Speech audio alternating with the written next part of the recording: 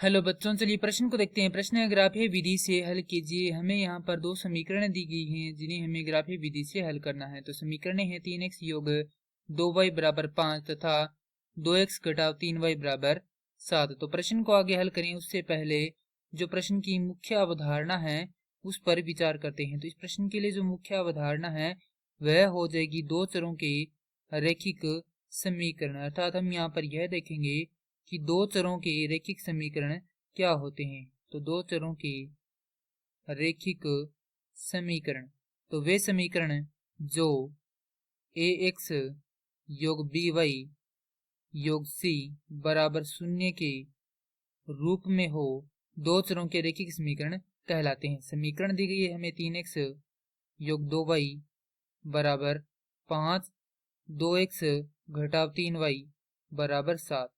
तो इन्हें हमें ग्राफीय विधि से हल करना है। तो हम पहले समीकरण को यहाँ पर लिखेंगे 3x योग 2y बराबर 5, और इसके लिए हम क्या करेंगे, इस प्रकार से एक खाना बनाएंगे।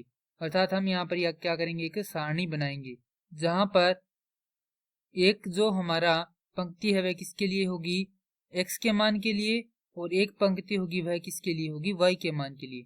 अब यहाँ पर x और y के मान किस प्रकार से आएंगे, तो हमें क्या करना है, यहाँ पर काल्पनिक विधि द्वारा x का कोई भी एक मान मान लेना है। तो यहाँ पर सबसे पहले मैं x का मान मानता हूँ 1। तो यदि मैं x का मान 1 मानता हूँ तो हमारे पास y का मान कितना आएगा वह हम देखेंगे। तो यदि इस समीकरण में हम x की जगह 1 रखते हैं तो हमें प्राप्त होता है, यहाँ पर देखेंगे 3 गुना में 1 योग 2y बराबर 5, तो ये हो जाएगा 3, और यहाँ पर आएगा 2y बराबर 5।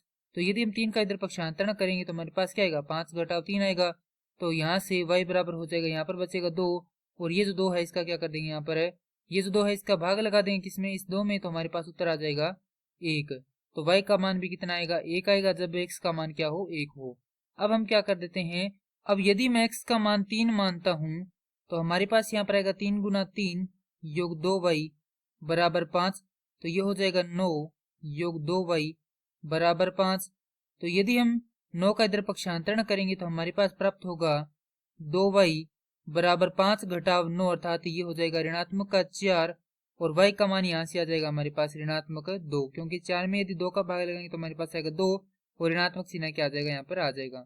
अब ये तो बन चुकी है हमारे पास सारणी समीकरण 1 के लिए। अब हम समीकरण 2 के लिए इसी प्रकार सारणी बनाएंगे। तो समीकरण 2 है हमारे पास 2x घटाव 3y बराबर 7। तो यहाँ पर इसके लिए सारणी बनाएंगे तो सबसे पहले हम मान रखेंगे यहाँ पर x का, और फिर रखेंगे किसका, y का। तो यहाँ पर x आएगा और यहाँ पर क्या आएगा, y आएगा। तो यदि हम x का मान यहाँ पर कितना रखते हैं, x का मान रखते हैं यहाँ पर हम 1, तो हमारे पास आएगा यहाँ पर y बराबर ऋणात्मक 1। इसी प्रकार यदि हम y का मान 1 रखते हैं तो हमारे पास x का मान आएगा 5। तो हमारे पास यहाँ पर दोनों ही सारणियां आ चुकी है, तो यहाँ पर दोनों सारणियों को हम क्या कर देते हैं, लिख लेते हैं। अब ये तो है हमारे पास समीकरण 1 की सारणी, और ये है समीकरण 2 की सारणी। अब जैसा कि हम जानते हैं कि निर्देशीय अक्ष जिसमें ये y अक्ष होता है और ये x अक्ष होता है। अब यहाँ पर हमारे पास मूल बिंदु होता है, और ये हो जाएगा 1 2 3 4 5 6। ये y अक्ष पर 1 2 3 4 5 6 और 7। अब इधर जो अक्ष है वह कौन सा है, ऋणात्मक x अक्ष है। तो ये होगा ऋणात्मक 1, ऋणात्मक 2, ऋणात्मक 3, ऋणात्मक 4, ऋणात्मक 5, और इसी प्रकार से आगे जाता है। और यहाँ पर ये ऋणात्मक y अक्ष है तो ऋणात्मक 1, ऋणात्मक 2, ऋणात्मक 3, ऋणात्मक 4, ऋणात्मक 5 और ऋणात्मक 6।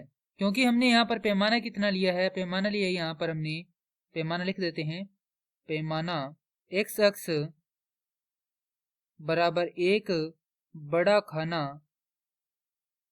बराबर 1 इकाई, और y अक्ष बराबर 1 बड़ा खाना बराबर 1 इकाई। अब यहाँ पर जो पहली समीकरण है उसके मान है, x का मान 1 है और y का मान कितना है, 1 है। तो ये बिंदु हमारे पास इस जगह आएगा। दूसरा बिंदु आएगा x का मान 3 और y का मान ऋणात्मक 2। तो ऋणात्मक y x कौन सा है, ये है, और x का मान कहाँ पर आएगा, यहाँ पर आएगा। तो हमारे पास जो मान आएगा वह कहाँ पर आएगा, इस चतुर्थांश में आएगा तो यहाँ पर आएगा। x का मान 3 है, उसी की दिशा में y 2 है ऋणात्मक का यहाँ पर, तो ये बिंदु आएगा यहाँ पर। अब यदि इसको मिलाएंगे तो हमारे पास रेखा प्राप्त होगी कुछ इस प्रकार से। अब यहाँ पर जो दूसरी समीकरण है उसमें x का मान 1 है और y का मान कितना है, ऋणात्मक 1 है, तो ये बिंदु आएगा हमारे पास यहाँ पर। और दूसरा बिंदु आएगा 5,1, x का मान 5 है, y का मान 1 है, तो वो बिंदु आएगा यहाँ पर। अब यदि यहाँ पर रेखा खींचते हैं तो हमारे पास रेखा आएगी कुछ इस प्रकार से। और यही क्या करना होता है, हमें ग्राफीय विधि में करना होता है, क्योंकि जो ग्राफीय विधि है उसमें हमें जो समीकरणें दी जाती है उनके जो एक्स वाई है उनका मान निकाल कर उनका ग्राफ बनाया जाता है। यही हमारे प्रश्न का उत्तर है। मैं आशा करता हूँ कि यह प्रश्न आपको समझ में आया होगा। धन्यवाद।